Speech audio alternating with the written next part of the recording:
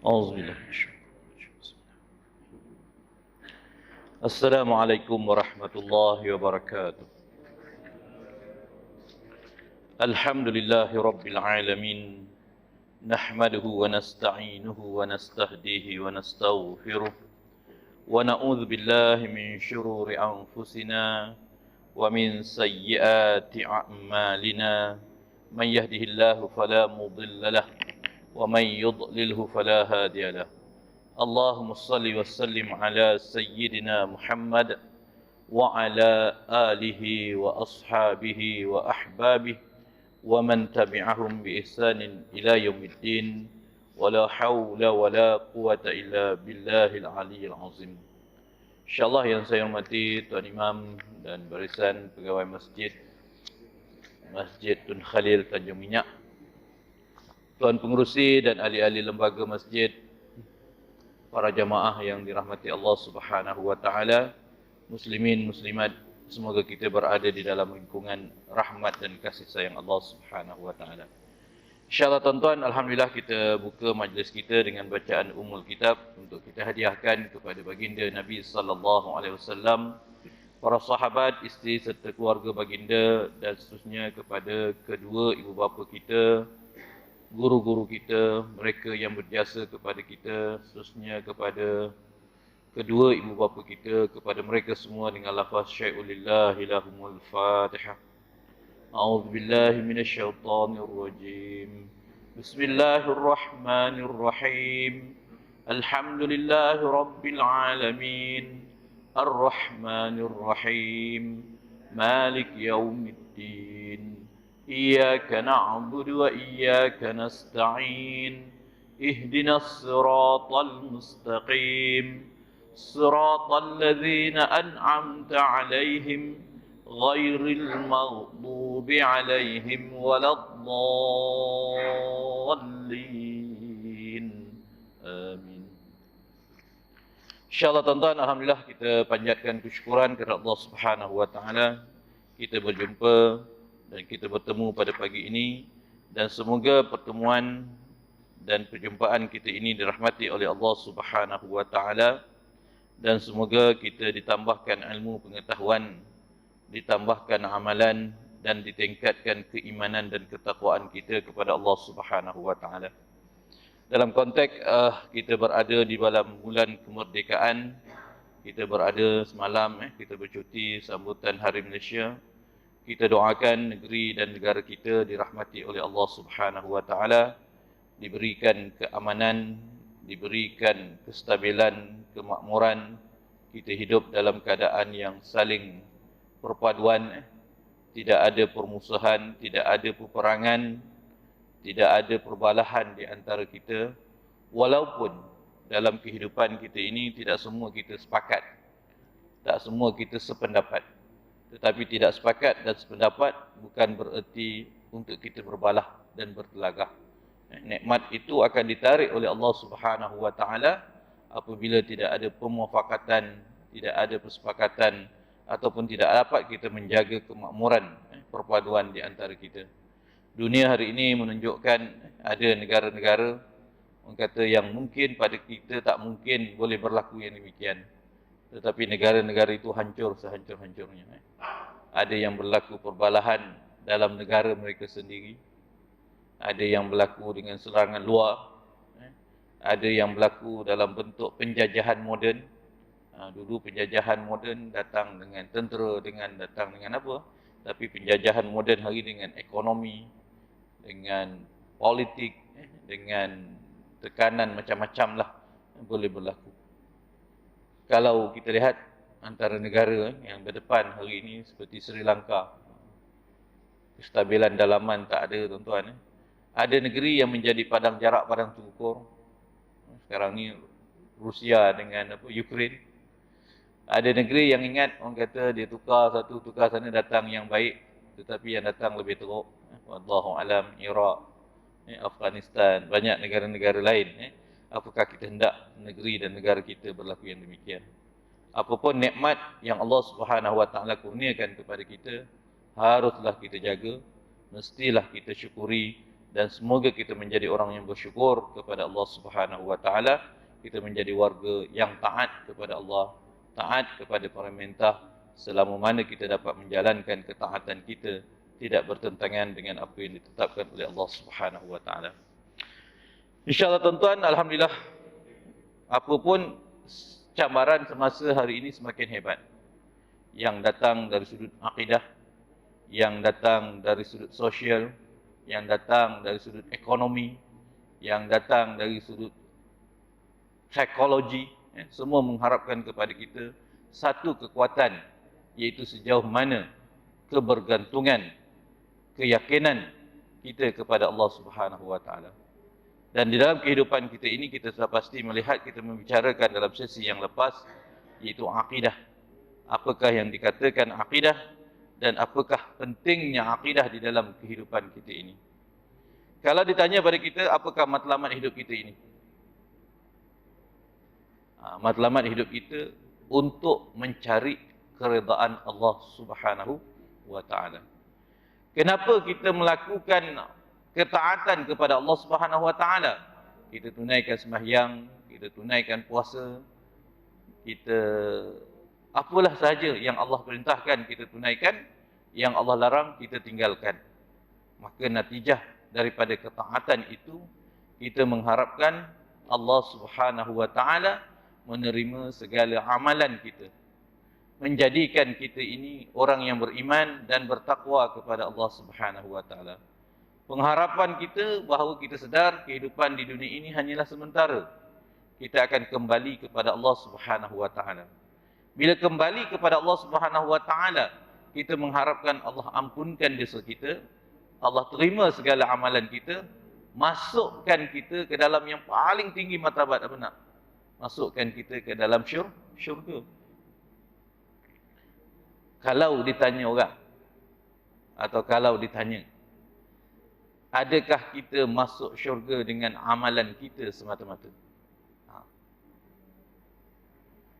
Ataupun kita masuk syurga dengan rahmat Allah Subhanahu wa taala? Jumhur ulama mengatakan kita masuk syurga adalah dengan rahmat Allah Subhanahu wa taala. Tetapi bagaimana nak mendapatkan rahmat Allah Subhanahu wa taala? Kasih sayang Allah Subhanahu wa taala. Takkan Allah menyayangi manusia yang tidak sayang kepada Allah Subhanahu wa taala, yang tidak beriman kepada Allah Subhanahu wa taala, yang tidak melakukan amal soleh kita kepada Allah Subhanahu wa taala. Jadi jumhur ulama mengatakan sepakat bahawa kita masuk syurga, pertama, bukan dengan amalan kita semata-mata. Bukan dengan amalan, ya, tetapi kita masuk syurga ialah dengan rahmat Allah Subhanahu wa ta'ala. Apa rahmat Allah? Rahmat Allah, kasih sayang Allah, dia menerima segala amalan-amalan kita. Dan bagaimana amalan kita boleh diterima oleh Allah Subhanahu wa ta'ala? Syarat amalan kita diterima oleh Allah Subhanahu wa ta'ala apabila kita mempunyai keimanan, prinsip akidah yang benar kepada Allah Subhanahu wa ta'ala. Kalau tidak, hari ini tuan-tuan, orang dah kata, dia kata syurga bukan milik orang Islam sahaja. Setuju tak? Dia kata semua orang layak masuk syurga. Macam? Ya, semua orang layak masuk syurga. Apa syaratnya? Syaratnya dia beriman. Syurga bukan untuk orang yang berbangsa, tetapi syurga tidak mengenal bangsa. Syurga tidak mengenal keturunan. Syurga tidak mengenal pangkat. Tetapi untuk masuk ke syurga, dia akan bergantung keimanan, ketakwaan kita, ketauhidan kita, akidah yang benar kita kepada Allah Subhanahu wa taala. Hari ini orang kata, tuan-tuan, minta maaf lah, kita kata semua nak masuk syurga. Siapa buat baik masuk syurga? Adakah buat baik semata-mata akan masuk syurga? Syarat untuk mendapatkan kita nikmat syurga, apa kata Allah? Man kana yarju liqa'a rabbih falyamal amalan salihan wa la yusyrik bi'ibadati rabbih ahada. Ada dua syarat Allah Subhanahu wa taala letakkan untuk manusia kita berjumpa dengan Allah. Apa kata Allah? Man kana yarju liqa'a rabbih. Barang siapa yang bercita-cita, berharap untuk berjumpa dengan Allah, masuk di syurga, mendapat keredaan Allah, li sa'yiha radiyah fi jannatin 'aliyah la tasma'u fiha laghiyah, kata Allah. Li sa'yiha radiyah, apa yang telah dilakukan di dunia ini dia redha. Apa yang Allah telah takdirkan kepada kita, amalan, tempoh, hidup, nikmat, apa semua, kita redha dengan ketentuan Allah Subhanahu wa taala. Fi jannatin 'aliyah, dia akan diberikan nikmat balasan syurga yang amat tinggi. La tasma'u fiha laghiyah, yang tidak ada di dalamnya yang kita dengar perkara yang sia-sia. Itu syarat untuk apa kata Allah? Man kana yarju liqa'a rabbih falyamal amalan salihan. Barang siapa yang hendak berjumpa dengan Allah, syarat yang pertama, lakukanlah amal-amal salih. Satu. Tapi apakah semata-mata amal salih? Ni kata. Wala yusyrik bi'ibadati rabbih ahada. Dan dia, dari sudut waw tadi dipanggil waw ma'iyah, waw bersama, dia ada mengikat syarat. Syaratnya, jangan pula kamu mensyirikkan Allah Subhanahu wa ta'ala. Kalau tidak hari ni tuan-tuan, dia kata, oi, amalan aku banyak dah ni. Sedekah, kita buat masjid ni tuan-tuan, kita bagi masjid apa? 100. Orang bukan Islam bagi 1 juta. Katakanlah. Orang Islam bagi, lalu 300 sudah lah tak? Kalau tanya kita siapa yang besar? Yang 1 juta ke ada 300? Yang besarnya ialah orang yang ikhlas beribadat kepada Allah. Menyumbang kerana Allah. Dan beriman kepada Allah. Ini yang kita nak bincang tuan-tuan. Di dalam Islam, iman yang berlandaskan kepada akidah menjadi asas amalan, di mana amalan seseorang tidak akan diterima oleh Allah Subhanahu wa taala kecuali amalan-amalan yang dilakukan oleh orang-orang yang Islam yang beriman adalah berlandaskan kepada akidah. Jadi kalau kita tanya, apakah amalan yang diterima oleh Allah Subhanahu wa taala? Ialah amalan orang yang beriman di sisi Allah Subhanahu wa taala. Meletakkan keimanan tadi dalam erti akidah yang sebenar, berlandaskan kepada rukun iman yang 6, kepercayaan kepada Allah, tidak ada Tuhan lain daripada Allah, tidak mensyirikkan Allah, mengenal dan mengetahui Allah Subhanahu wa taala pada sifatnya, pada asma'nya, pada perbuatan-perbuatan Allah Subhanahu wa taala, dan kita beriman dengan akidah atau keimanan yang yakin, tidak ada berberah bagi, tidak ada waham, tidak ada syak, hanya Allah lah Tuhan yang maha berkuasa ke atas kita semua. Kita tidak berdoa selain daripada Allah.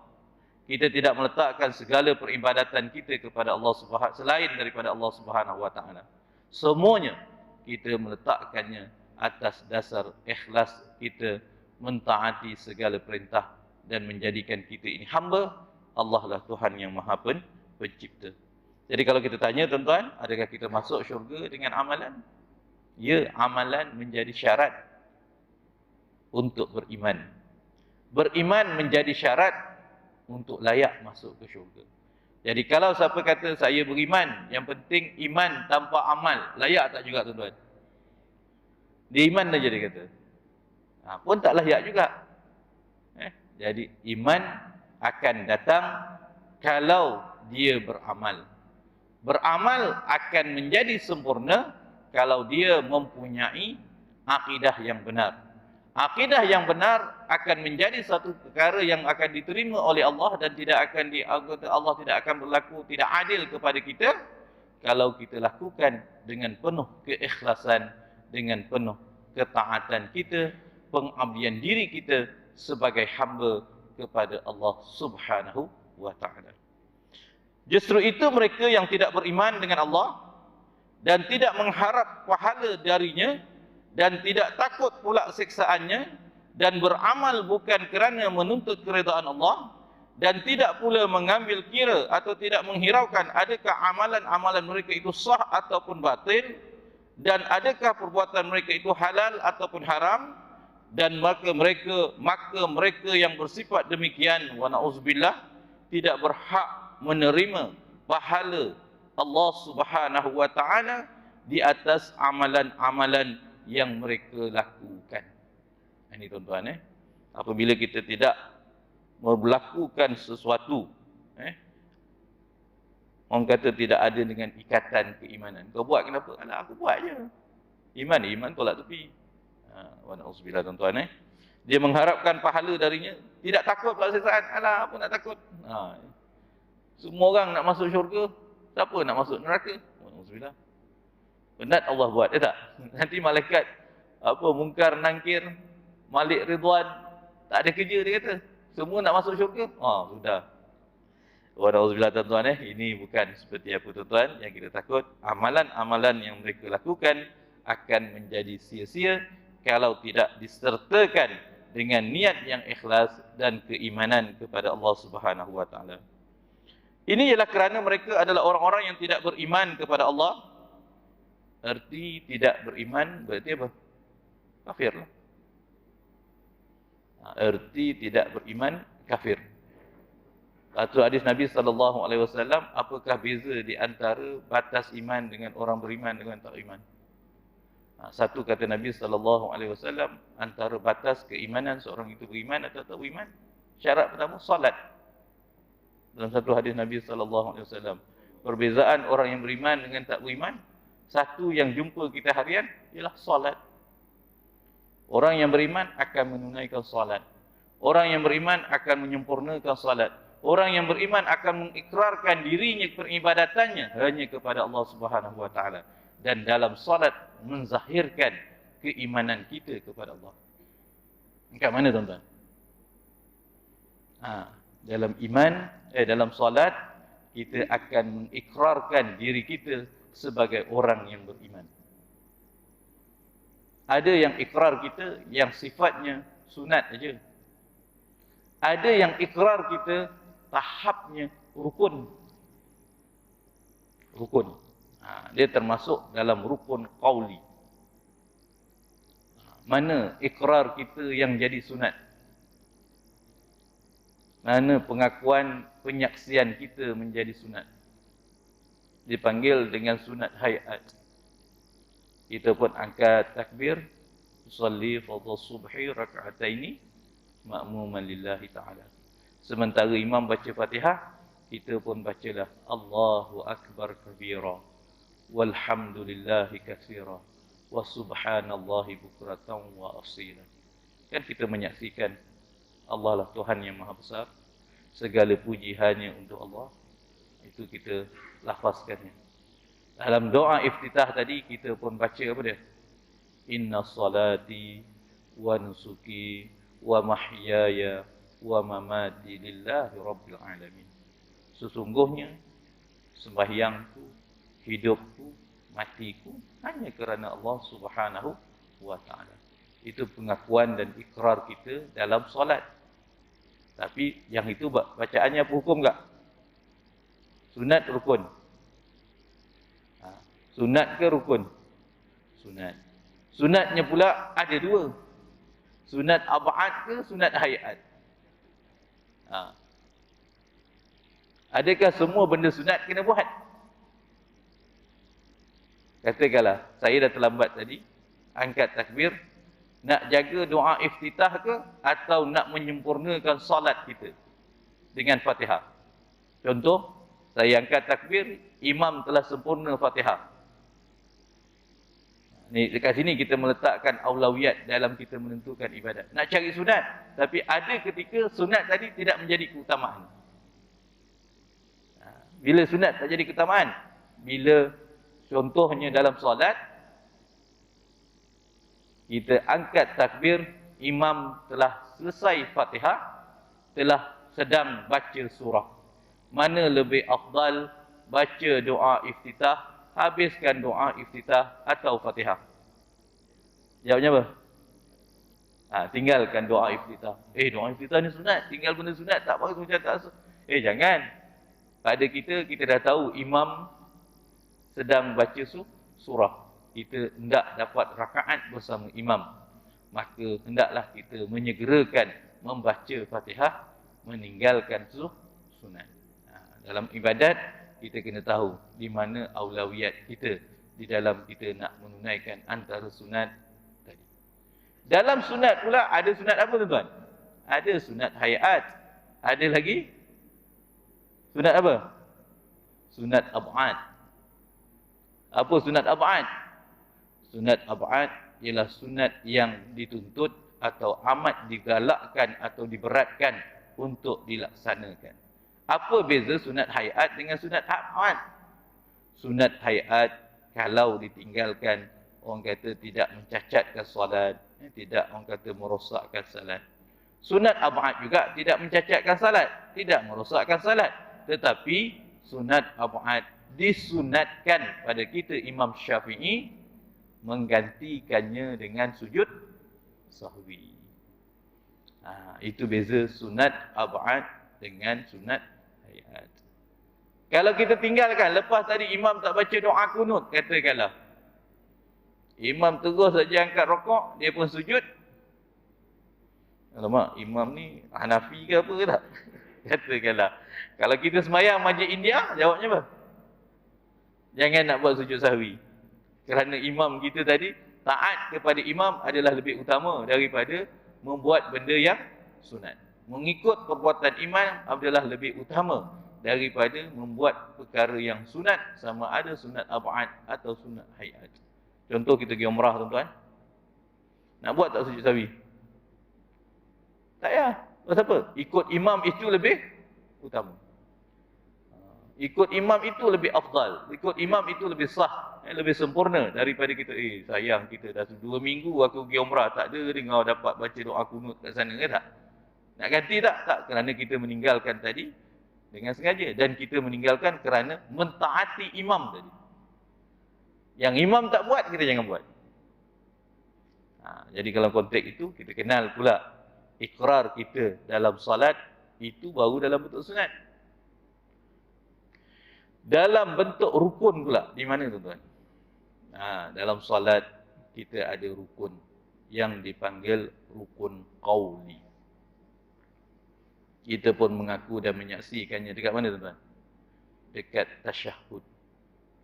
Ashhadu an la ilaha illallah wa ashhadu anna Muhammadar Rasulullah. Aku menyaksikan tiada Tuhan yang berhak disembah hanyalah Allah, dan aku menyaksikan menjadi saksi bahawa Nabi Muhammad itu pesuruh Allah. Dalam tasyahud pun ada 2 orang kata hukum, ya tak? Tasyahud awal apa hukum? Sunat. Sunat apa? Sunat ab'ad. Tertinggal tasyahud awal, terlupa menunaikan tasyahud awal, disunatkan, digantikan dengan sujud sahwi. Ini kita ingat tuan-tuan. Dalam tasyahud, sengaja meninggalkan tahiyat awal. Sengaja meninggalkan tahiyat awal, sengaja memang tak nak buat. Dia kata aku sembahyang zuhur, tak nak buat tahiyat awal. Sah tak sembahyangnya? Sah. Tapi kalau dia sengaja buat, tak payahlah buat sujud sahwi. Tapi kalau dia tertinggal tahiyat awal, sunat sujud sahwi. Tak kisah apa mazhab pun sepakat. Meninggalkan sujud tahiyat awal atau tertinggal tahiyat awal tidak sengaja, taradud, aku nak buat tahiyat awal belum, pun juga disunatkan melakukan sujud sahwi. Jadi kalau kita lihat, itu pada tasyahud. Dalam tasyahud kita ada 2 qaul hukum pula. Hukum yang pertama, sunat. Duduk tahiyat awal, membaca tahiyat awal, berselawat kepada Nabi atas tahiyat awal, berselawat kepada keluarga Nabi atas tahiyat awal, itu disebut dengan sunat ab'ad. tahiyat awal, rakaat kedua kita bersolat. Tetapi bertasyahud akhir, jawabnya apa? Dia dah jadi rukun. Dia telah menjadi rukun. Rukun bertasyahud tadi adalah rukun qauli. Apa beza rukun qauli? Ini orang kita ni, anak-anak kita, kalau kita tengok aja, adakah kita memahami konsep rukun qauli? Kau dah baca belum? Dah. Tak buka mulut pun baca dalam hati. Macam anak-anak kita kan. Allahu akbar. Allahu akbar tu je. Macam. Kalau syarat rukun qauli apa dia?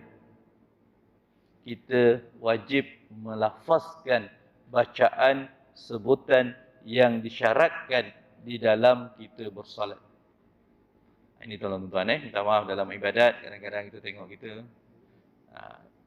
Kalau kita sembahyang menjadi imam, maka afdal pada imam meninggikan suaranya pada rakaat pertama dan kedua, pada waktu maghrib dan isyak, dan pada waktu subuh. Afdal. Kalau sembahyang rakaat ketiga, maka rakaat ketiga keempat diperlahankan bacaannya. Kalau sembahyang zuhur dan asar, kita baca perlahankan bacaan, tidak dijaharkan suaranya. Dan tidak dijaharkan suaranya bukan berarti tidak berbunyi, tak buka mulut, tak ada lafaz, tetapi dia wajib dilafazkan. Sekadar yang mendengar ialah mulut kita melafazkan, telinga kita yang mendengar. Kalau habis-habis pun boleh dengar, orang yang di sebelah kita boleh dengar apa bacaan kita. Bismillahirrahmanirrahim. Alhamdulillah. Macam tu. Tapi jangan baca rukun qauli dalam salat dalam keadaan tak buka mulut. Apabila disebut rukun qauli, jawabnya apa? Sifat rukun qauli. Hendaklah dilafazkan. Hendaklah disebut dengan makhraj dan tajwid yang betul. Rukun qauli hendaklah dilafazkan dengan sifat lafaz huruf yang sempurna dalam bacaan, dalam tajwid yang betul. Bismillahirrahmanirrahim. Bunyi juga tapi tak ada kesempurnaannya. Ini orang kata, kita tengoklah zaman kita kanak-kanak, kadang-kadang apa tu jadi amalan kecil-kecil tu kan. Dah sembahyang dah. Tak dengar pembacaan. Sembahyang dalam hati, Tuhan je yang tahu. Oi, jangan.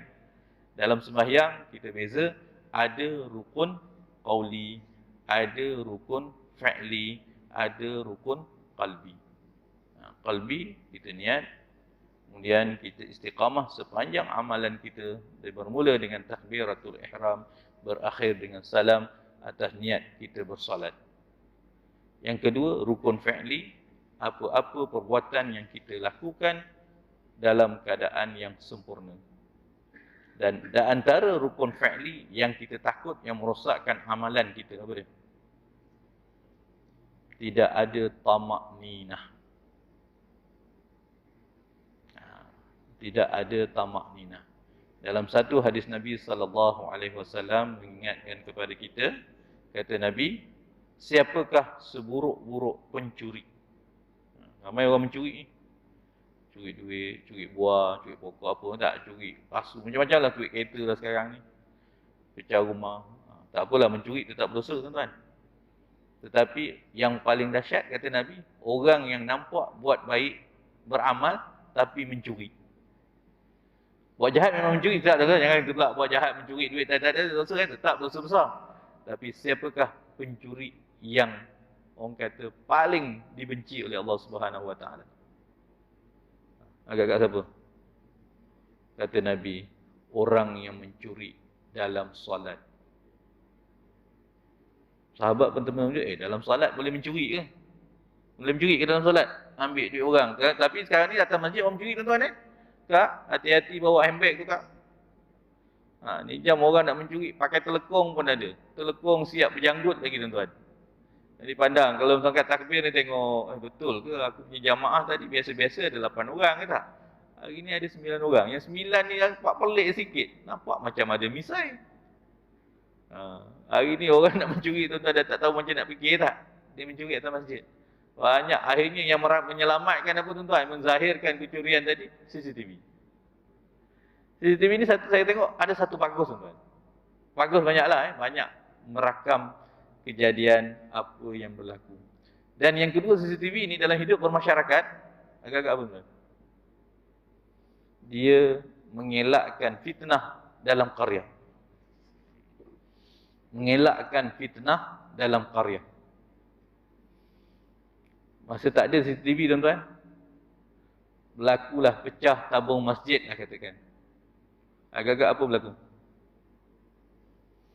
Aku nampak tadi, lah aku tengok, ni mesti Muhammad tu, budak tu, anak si Fulan tu. Ya tak? Akhirnya tak ke fitnah tak? Kawan tu baru itu, dia kata, aku. Rupanya bila CCTV, pamerkan balik. Ni bukan orang kampung kita ni. Dia kata. Ini bukan orang kampung kita. Kalau tidak tuan-tuan, tak ada CCTV, duit tabung masjid pecah, satu hal. Yang bergaduh penduduk satu qarya. Yang kecil hati ahli jamaah. Sampai hati dia tuduh anak aku. Mentang-mentang lah anak aku ni keluar masuk pusat. Tak? Tapi dia kata sejahat-jahat anak aku dia tak curi duit masjid. Katakanlah. Akhirnya bila CCTV ada, dia menyelesaikan pertikaian. Jadi kan nampak alhamdulillah masjid ni ada CCTV. Sebenarnya selesai masalah. Dan akhirnya kalau ada berlaku kejadian, lapor pada polis. Akhirnya kalau dia tengok pada polis, akhirnya dia jadi macam satu operandis. Satu operasi sama je. Dia kata, kami baru terima dekat masjid tu pun, ini juga orangnya. Rupanya dia berangkai. Dia datang, dia buat macam satu roadshow. Lepas Tanjung Minyak, pergi Ceng. Lepas Ceng, pergi Romeo. Lepas Romeo gitu. Bila tengok waktu dia, sini pukul 4 pagi. Yang ini pukul 4:30 pagi. Senang je. Kita track budak ni semua berada dalam ni. Alhamdulillah tuan-tuan kita nak cerita tadi, cerita rukun qauli tuan-tuan jangan sampai rukun fi'li kita tadi tidak ada kesempurnaan. Dan kata Nabi dalam satu hadis Nabi, seburuk-buruk pencuri ialah orang yang mencuri dalam solat. Bagaimana sahabat bertanya, ya Rasulullah, orang boleh mencuri dalam solat? Dia kata, dia bersujud, dia berrokok, dia membaca Fatihah, dia melakukan segala ibadatnya, tetapi tidak ada tamak ninah. Seburuk-buruk pencuri, kata Nabi, ialah orang yang melakukan ibadat solat dalam rukun qaulinya, dalam rukun fi'linya, tetapi tidak ada tamak ninah. Bismillahirrahmanirrahim. Amin. Senapa saja kau boleh buat. Kata Nabi, kalau baca rukun qauli tadi adalah tamak ninahnya. Bagaimana tamak ninahnya? Satu ialah kita menjaga sifat-sifat huruf dan menjaga tajwidnya. Bukan berlagu tuan-tuan bukan bertaranum. Bertaranum tu sebahagianlah kalau imam. Kalau kita ni tadi Bismillahirrahmanirrahim. Jaga sifat huruf. Lafazkan huruf tadi dengan jelas. Bukan bis. Dah tak jaga pula. Khir-Rahmanir. Tak nak juga. Jaga sifat huruf. Jaga tajwidnya. Panjang, pendek, waqaf, ibtida. Tadi, maka barisnya, atas, bawah, susunan ayatnya. Itu sebab bila kita bicara tentang Fatihah, macam mana? Saya dah baca Fatihah 7. Macam mana kau baca? Alhamdulillahirrabbilalamin. Iyyaka na'budu wa iyyaka nasta'in. Ar-Rahmanir-Rahim. Ihdinas siratal mustaqim. Lepas tu dia balik. Tunggang terbalik 7 ayat. Boleh tak tuan-tuan? Wa'alaikumsalam. Wasak salat. Baca rukun qauli tadi pada Fatihah dalam keadaan tertib susunan ayatnya. Bukan campur. Aku dah baca. Allah faham semua. Memang Allah faham. Tetapi sifat kesempurnaannya Fatihah dalam keadaan tertib ayatnya. Bermula daripada basmalah, berakhir dengan waladdallin. Amin. Okey, tuan-tuan, itu pada rukun qauli. Menjaga tajwidnya, menjaga barisnya. Dan yang ketiga, menjaga lafaznya. Buka mulut. Sekadar kita melafazkan. Dan ikrar kita dalam solat tadi menjadi rukun penyaksian pengakuan kita kepada Allah dalam tasyahud apabila kita mengatakan wajib menyempurnakan asyhadu an la ilaha illallah wa asyhadu anna Muhammadar Rasulullah. Itu sebagai pengakuan. Orang-orang yang tidak beriman kepada Allah, orang yang kafir adalah diseksa disebabkan kekufuran dan kesesatan mereka kerana tidak menyelidiki agama atau berpegang kepada agama Islam yang sebenar dan tidak mahu mendengar wahyu ilahi yang disampaikan oleh para nabi dan para rasul, terutama apabila mendengar dan dibacakan kepada mereka ayat-ayat Allah, mereka itu mempermain, mempersenda dan menafikan kebesaran keagungan Allah Subhanahu wa ta'ala. Ini yang diingatkan oleh Allah Subhanahu wa ta'ala, pentingnya akidah dan keimanan di dalam konteks amalan kita. Wa qadimna ila ma amilu min amalin faja'alnahu haba'an mansura, kata Allah.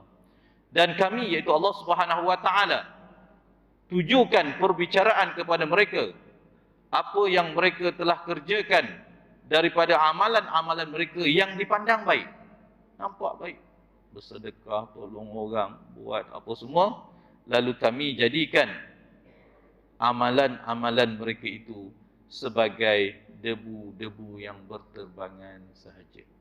Apabila amalan-amalannya tadi tidak berpaksikan kepada akidah yang sebenar.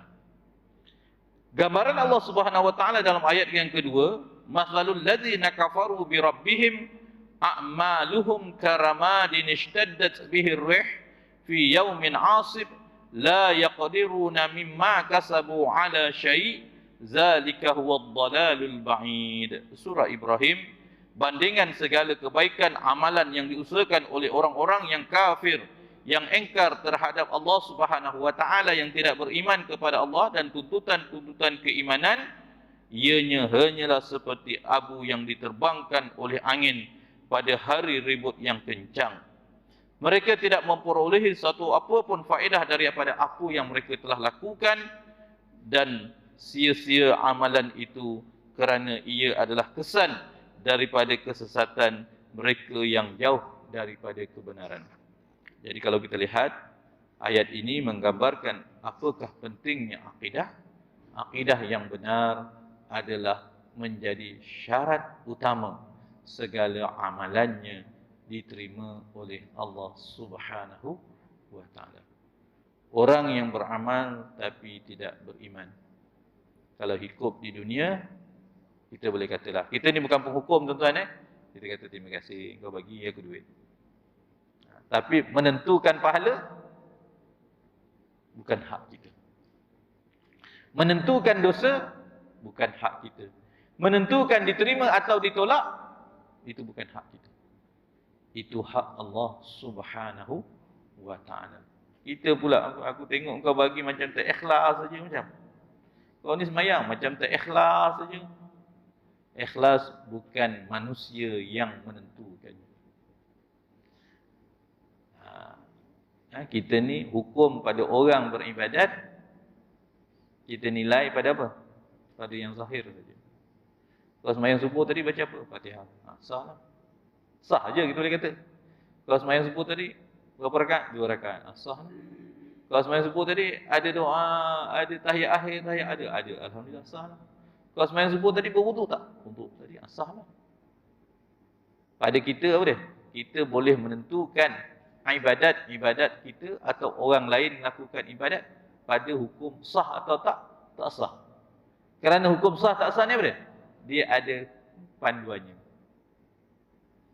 Ada panduannya. Apakah syarat sah sembahyang? Tutup aurat. Tiba-tiba dia sembahyang pakai seluar pendek. Jawabnya apa? Tak sah lah. Tutup aurat. Kau datang ni terus je. Aku tak wudu. Aku sembahyang ni terus tadi. Malam dia berjimat pula dengan isteri. Tak mandi ada besar. Jawabnya tak sah. Kita boleh apa? Kita boleh menilai pada zahirnya. Tetapi bila dia angkat takbir, berakhir dengan salam, kita pun tak bertanya itu tu, terima tak terima? Allah Subhanahu wa ta'ala yang berhak melakukannya. Bukan hak kita sebagai manusia.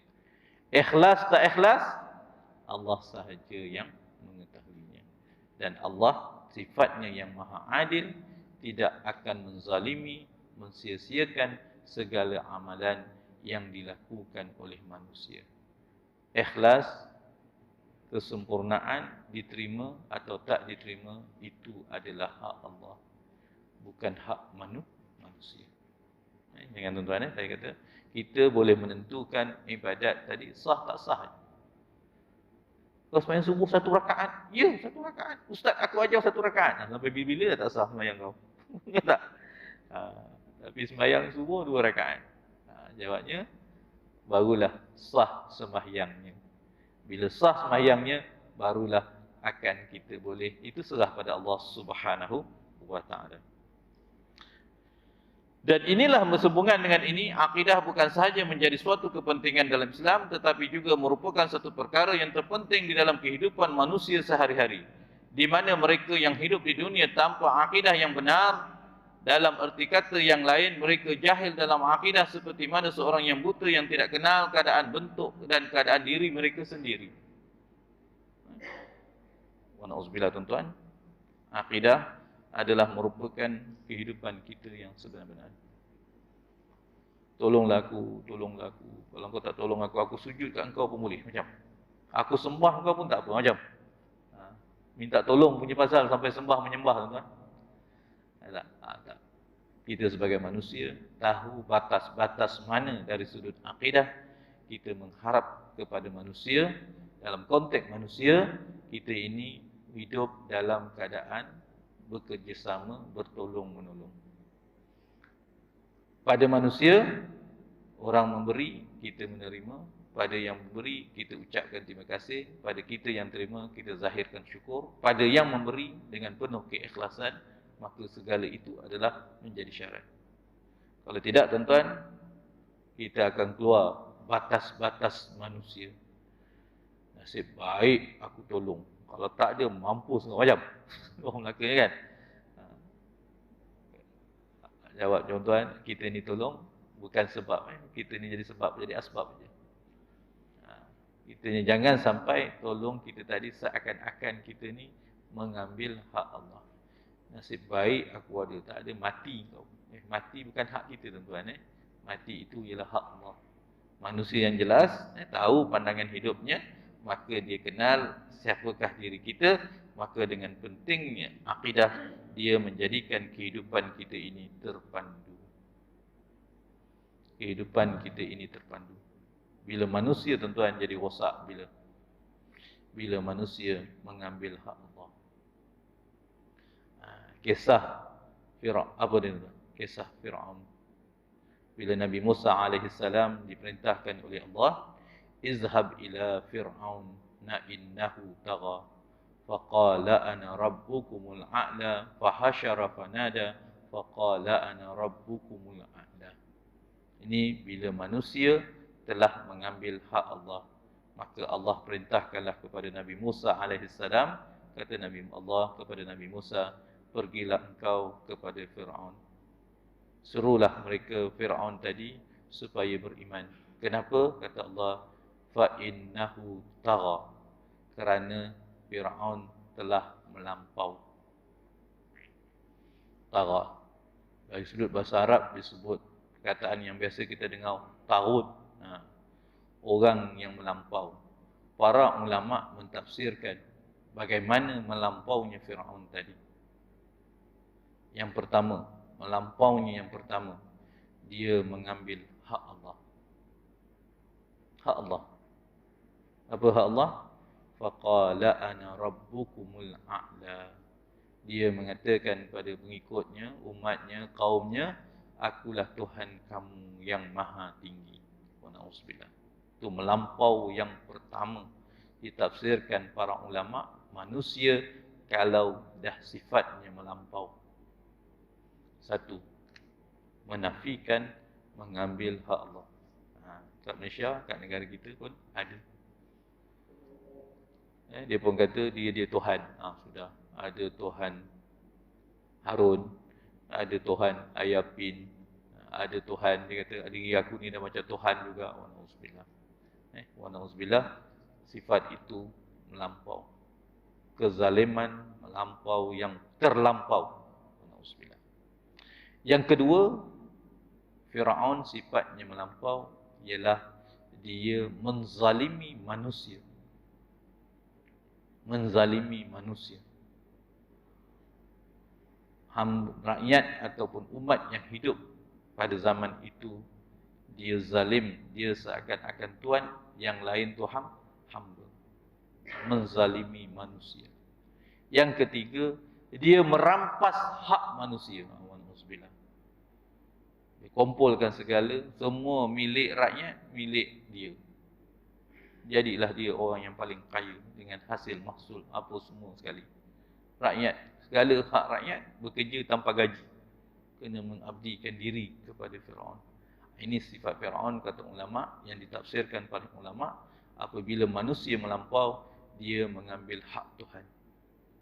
Yang kedua, bila manusia menzalimi manusia. Dia mengambil hak Tuhan tadi, manusia mengabdikan diri kepada manusia. Itu dalam satu hadis Nabi SAW, apabila disebut oleh para satu seruan, apakah seruan Nabi kepada satu maharaja, bukan Nabi kata, aku mengajak kamu untuk beriman kepada Allah, membebaskan diri daripada bertuhankan makhluk kepada bertuhankan Allah Subhanahu wa taala. Tuan, kalau kita lihat sirah Nabi, dia mengajak suruh kepada satu raja. Dia kata, surat ini diutuskan kepada kamu untuk mengajak kamu beriman kepada Allah, Tuhan yang berhak disembah, Tuhan kita membebaskan diri kita daripada bertuhankan manusia dan makhluk kepada bertuhankan Allah sebagai Tuhan yang Maha Pencipta. Yang sampai tuan-tuan ni dalam konteks Firaun, kezaliman atau taranya tadi, mengampaunya tadi, dia mengambil hak Allah Subhanahu wa taala. Yang kedua, menzalimi manusia. Yang ketiga, merampas hak manusia dengan cara yang zalim, dengan cara yang batil, dengan melakukan penindasan dan kezaliman kepada manusia. Wa na'udzubillah, ini sifat manusia yang dipanggil melampau. Jadi hidup kita ni tuan-tuan, jangan sampai menzalimi manusia yang lain. Jangan sampai mengambil hak manusia yang lain. Jangan sampai menafikan antara halal dan haram tidak menjadi batas dalam kehidupan kita. Jadi dengan akidah yang betul, kita menjadikan kehidupan kita ini mempunyai matlamat, tahu asal kejadian kita, dari mana kita datang, kenapa kita dijadikan, dan ke mana kita akan pergi. Apakah permulaan dan kesudahan bagi kehidupan kita ini. Dan kehidupan kita ini dalam konteks akidah, kehidupan kita adalah sementara. Dan pasti akan datang kepada kita satu hari yang namanya kematian. Maka kematian akan memutuskan segala amalan kita. Selepas kematian, kita akan berada di alam yang dipanggil barzakh. Selepas barzakh, kita akan dibangkitkan pada hari Yaumul Qiyamah. Dalam perhimpunan hari Yaumul Qiyamah, segala apa yang kita lakukan akan ditonton, dilakukan semula. Dan akan dihisab segala apa yang kita lakukan. Segala apa yang kita miliki akan dihitung dan akan dibalas oleh Allah Subhanahu wa taala. Barang siapa yang menerima balasannya dalam keadaan amal yang baik, maka balasannya adalah penuh nikmat dan keampunan Allah. Barang siapa yang dibalas dengan dosa dan azab, maka wa na'udzubillah, itu atas kezaliman, kesalahan apa yang mereka lakukan semasa di dunia. Itu yang gambaran Allah bahawa kehidupan kita ini, dan akhir kali kemuncaknya manusia akan dibalas di antara syurga ataupun neraka. Innal ladzina kafaru min ahlil kitab wal musyrikin fi nari jahannam khalidina fiha ulaika hum syarrul bariyah. Adapun orang-orang yang kafir dan orang-orang yang musyrik mensyirikkan Allah, ulaika hum syarrul bariyah. Mereka akan dicampakkan ke dalam neraka, khalidina fiha ulaika hum syarrul bariyah. Pada mereka itu adalah seburuk-buruk balasan. Innal ladzina amanu wa 'amilus salihat ulaika hum khairul bariyah. Adapun orang-orang yang beriman dan adapun orang-orang yang melakukan amal soleh dengan keimanannya, ulaika hum khairul bariyah. Apakah khairul bariyah tadi?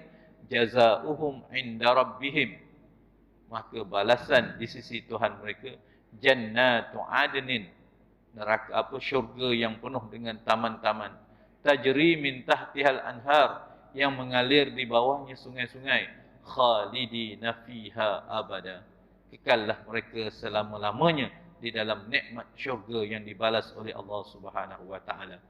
Dzalika liman khasyiya rabbah, itulah balasan ke atas mereka yang takut kepada Allah. Di mana balasan takutnya pada Allah? Takutnya semasa di dunia. Apa tanda manusia takut? Manusia takut dia menjadi seorang yang taat kepada Allah. Apa tanda manusia yang berani dan kuat? Dia berani melanggar larangan dan perintah Allah Subhanahu wa taala. Dalam akidah Islam, mereka yang tidak mengenal Allah yang menciptakan alam ini dan tidak kenal pula tentang menjadikan diri mereka sendiri, Allah sebagai Tuhan yang menjadikan diri mereka, dan orang-orang yang hidup tidak bertauhid dan tidak ada akidah, dan mereka hidup dalam keadaan kekufuran yang hanya hidupnya menjadi matlamat kehidupan semata-mata. Hidup untuk hidup, makan sementara hidup, dah mati lain cerita. Alhamdulillah tuan-tuan, hidup adalah perantara untuk sampai kematian. Dunia yang sedang kita nikmati dan kecapi ini, kata Nabi sallallahu alaihi wasallam, ad-dunya mazra'atul akhirah. Dunia adalah ladang untuk kita bercocok tanam, yang mana hasil tuaiannya nanti kita akan nikmati di akhirat. Kata ulama, man zara'a hasada, barang siapa yang bercocok tanam, dialah yang menuai. Artinya siapa yang bercocok tanam, melakukan amal soleh, dialah yang akan menuai. Siapa yang tak menuai, bila dia tak ada apa tanam. Tapi dunia hari ni macam tuan-tuan. Hari ni dunia tak payah tanam. Yang penting bila musim datang, petik je dah. Betul tak? Ramai tak? Orang tanam pisang, ramai. Depan rumah ada pokok mangga kan? Ada pokok pisang. Abang dapat apa bang? Ramai yang mengeluh, Ustaz, saya dapat jantung pisang dengan batang pisang dengan daun pisang je Ustaz. Pisang kenapa? Lambat 2 hari daun kebas. Ustaz kata siapa yang menanam, dia yang menuai kan? Dunia hari ni tak ada tuan-tuan. Silap-silap orang lain tanam, orang lain yang tuai. Selamba je tuan-tuan. Tiba musim mangga, dia pun datang bawa lori. Kita duk ingat, ini agak tuan rumah dah jual kot dengan ni. Balik-balik, aku nampak tadi ada lori datang, tiga kau punya pokok mangga, dah ada kebasnya. Aku ingat kau dah jual. Selamba je macam tuan tanah je dia kata. Wallahu tuan. Ini manusia tuan-tuan. Bila dia lupa halal dan haram. Kadang-kadang kesian tuan-tuan. Ada seorang kawan saya, dia tanam pisang. Ini bulan ni dia kata insya-Allah hasil pisang keluar. Malam tadi, katalah malam tadi tak, dia pun tidur lena. Berpisang belum masuk isi penuh lagi tuan-tuan. Datang satu lori habis setengah ekar. Kata ya Allah, ini manusia. Musim toreh apa, getah harga mahal macam. Lala orang toreh getah pun kena pakai jaga tuan-tuan. Dah toreh, dia pun toreh je, habis sana dah ada orang kutip dah, segerap. Musim sawit, dia pun pangkal, orang lain tukang paut dia punya itu. Tuan-tuan. Ini manusia yang tidak mengenal halal dan haram. Tuan-tuan.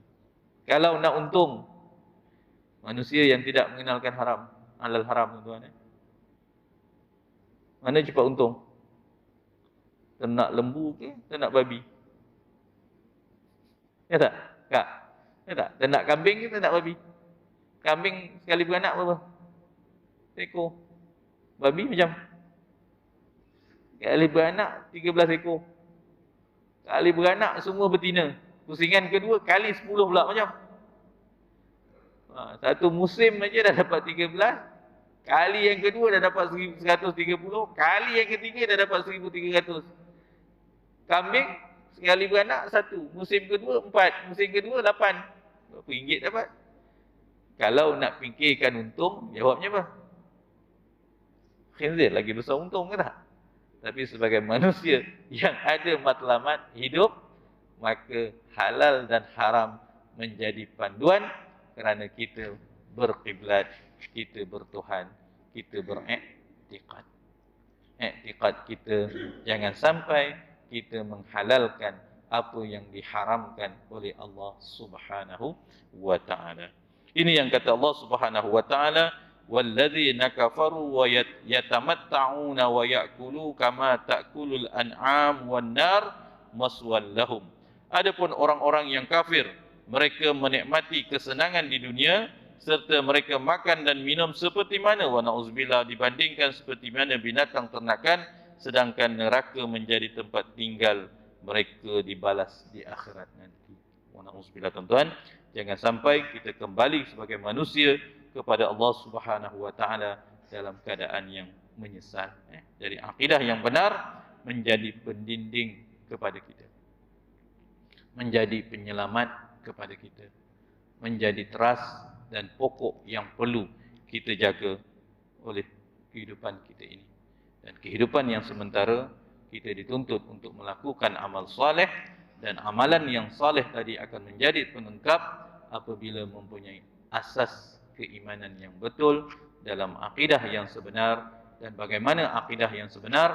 Akidah yang benar berdasarkan dalil. Dalil dalam akidah kita ada dua. Satu dipanggil dalil naqli dan satu disebut dengan dalil aqli. Apa makna dalil naqli? Dalil yang dipetik daripada ayat-ayat Allah Subhanahu wa taala. Bercerita tentang Tuhan, bercerita tentang akhirat, bercerita tentang surga, neraka, pahala dan dosa, bukan dalam jangkauan kemampuan akal manusia. Datanglah yang dipanggil wahyu Allah Subhanahu wa taala. Dalam beriktikad, dalam berakidah, akidah yang benar akan mempunyai dalil dan pegangan serta hujah. Dalam hujah kita disebut mesti mempunyai dalil. Dalil yang pertama ialah dalil naqli. Dalil yang dipetik daripada Al-Quranul Karim dan hadis Nabi sallallahu alaihi wasallam. Maka itu syarat kita berpegang bahawa berakidah mesti ada dalil. Dalil yang kedua disebut dengan dalil akli.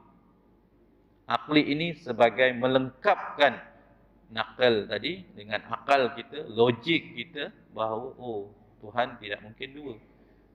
Hidup bukan sementara. Dalil akal diikat dengan dalil nakal.